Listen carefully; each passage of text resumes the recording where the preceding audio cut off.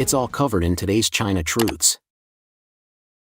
Bisakah ada yang menyisihkan koin? Hanya 2 yuan. Cukup untuk makan. Tolong, saya belum makan selama 3 hari. Seorang wanita muda duduk di dekat stasiun kereta bawah tanah Qingluo. Dia belum makan sedikit pun selama berhari-hari. Tidak ada pekerjaan, tidak ada pendapatan, hanya kelaparan. Suaranya bergetar saat dia memohon kepada orang asing untuk 2 yuan. Hanya 2 yuan. Dia bertahan hidup di dekat stasiun bus Lua. Jika itu bisa disebut bertahan hidup. Kalau saya pasti sudah pingsan.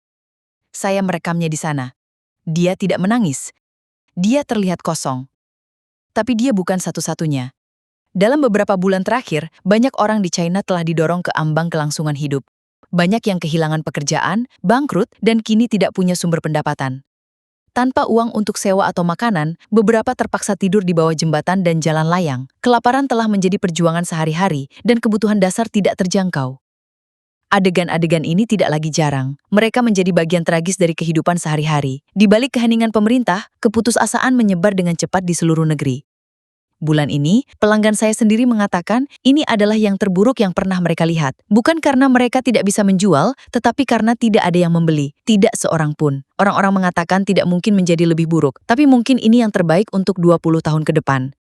Di Zhangjiaer, tempat wisata yang dulunya ramai dikunjungi pada bulan Juli dan Agustus, bus-bus kini terdiam. Tempat parkir penuh, tetapi bukan dengan orang, melainkan dengan keheningan. Musim puncak telah berubah menjadi musim sepi. Saya bertanya kepada beberapa teman bagaimana pekerjaan mereka. Mereka menatap saya dan tidak mengatakan apa-apa. Beberapa dipecat dalam semalam. Yang lain terpaksa menutup toko mereka tanpa peringatan. Kenapa? Saya bertanya. Mereka hanya mengangkat bahu. Perusahaan mengakhirinya. Itu saja. Semua orang kehabisan uang, kehabisan waktu. Bahkan ketika sesuatu akhirnya terjual, barang itu dikembalikan. Pelanggan bahkan tidak punya cukup uang untuk makan, apalagi berbelanja. Mereka terus menyuruh kami untuk merangsang konsumsi. Saya menghabiskan 500 yen kemarin hanya untuk mendukung bisnis lokal. Tapi apa yang saya lihat mengejutkan saya. Bahkan mall mewah pun sepi. 6 lantai, mungkin 6 pelanggan. 10 staf bergegas menyambut Anda, bukan karena sopan santun, tetapi karena keputusasaan. Anda bisa merasakannya di udara, kepanikan yang lambat dan mencekik itu, keheningan itu. Dan jangan berpikir hanya bisnis kecil yang menderita. Merek-merek besar juga merugi, koridor kosong, toko kosong. Kami pikir paruh kedua tahun ini mungkin membawa pemulihan, tetapi tidak ada siapa-siapa, tidak ada pembeli, tidak ada harapan. Retail fisik itu tidak akan bertahan 2 tahun lagi, mungkin kurang. Ekonomi tidak hanya melambat, tetapi juga hancur. Pabrik-pabrik tutup, pekerja yang menganggur berkeliaran di jalanan, bahkan perusahaan milik negara tenggelam dalam kerugian. Lulusan perguruan tinggi tidak dapat menemukan pekerjaan. Pekerja kantoran tenggelam dalam utang. Semua orang tenggelam. Pemerintah pusat, pemerintah daerah, perusahaan swasta, bahkan pelajar. Saya mencoba membantu sebuah perusahaan merekrut untuk peran operasional dasar, 3.500 yuan per bulan, tetapi mereka menginginkan seseorang di bawah 30 tahun. Gelar universitas top, tanpa jaminan sosial, lembur tidak dibayar, setengah gaji selama masa percobaan. Ilegal? Ya. Tidak masuk akal? Tentu saja. Tapi tetap saja, ratusan melamar. Seorang lulusan baru di Hongzhou putus asa. Dia belajar bertahun-tahun hanya untuk berakhir bekerja sebagai keamanan kereta bawah tanah, dan itu sayangnya menjadi normal baru.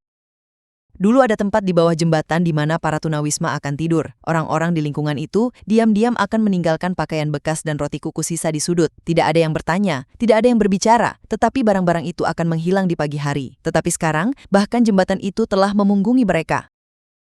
Saya kembali baru-baru ini. Seluruh area ditutup dengan jaring kawat dan tanah berserakan batu tajam, seolah-olah seseorang ingin memastikan tidak ada yang bisa berbaring di sana lagi. Orang-orang yang saya kenal hidup pas-pasan, dengan pekerjaan sampingan dan pekerjaan sekali jalan. Beberapa berpegang teguh pada tabungan terakhir mereka. Yang lain sudah mencapai titik terendah. Pemotongan gaji, pemecatan, pengunduran diri diam-diam, itu terjadi pada semua orang. Bahkan teman-teman yang dulunya memiliki pekerjaan stabil di kantor pemerintah kini tampak tersesat. Kami tidak banyak bicara lagi, dan ketika kami melakukannya, itu hanya kabar buruk. Toko-toko tutup, pemilik bisnis menyerah. Mereka yang masih buka hampir tidak bertahan. Suasana di mana-mana terasa berat, seperti udara sebelum badai. Pabrik-pabrik yang dulunya ramai dengan kehidupan, kini menjadi kota hantu. Bahkan unit AC telah dilucuti dan dijual. Saya berjalan melewati satu pabrik yang dulunya membuat mesin. Sekarang hanya ruang kosong, mesin-mesinnya hilang, pekerjanya hilang, gerbangnya terkunci.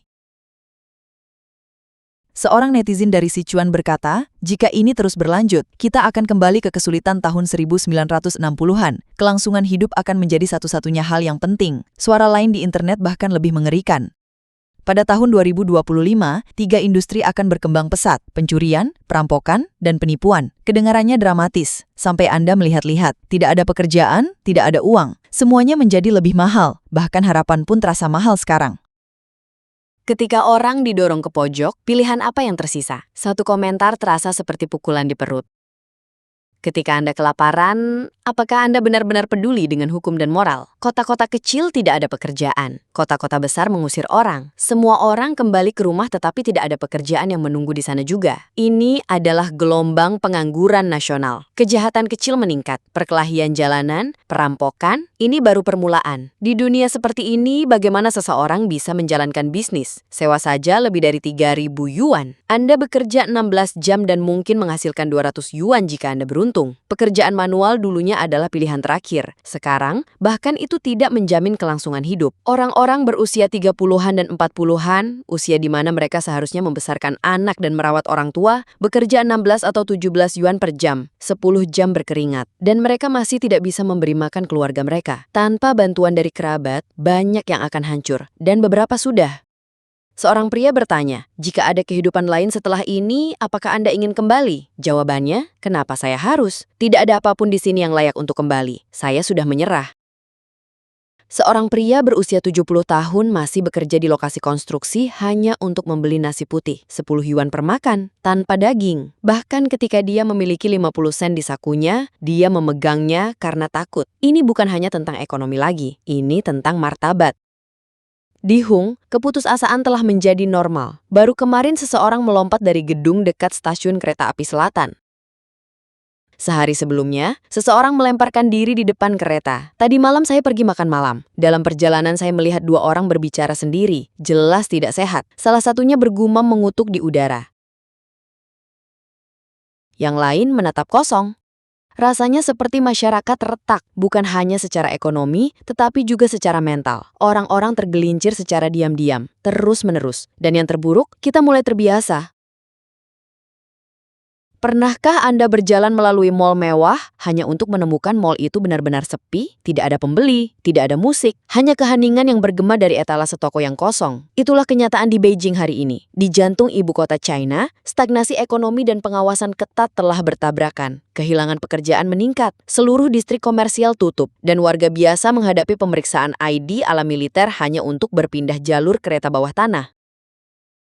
Bahkan lapangan Tiananmen yang ikonik sekarang memerlukan reservasi WeChat dan beberapa verifikasi identitas hanya untuk masuk. Ini bukan hanya tentang satu kota atau satu hari. Ini adalah tanda peringatan dari sesuatu yang jauh lebih besar. Dari kemerosotan ekonomi hingga kontrol sosial, Beijing pada tahun 2025 secara diam-diam menjadi simbol negara dalam krisis sistemik. Tapi apa yang sebenarnya terjadi di balik layar? Dan apa artinya ini bagi masa depan China?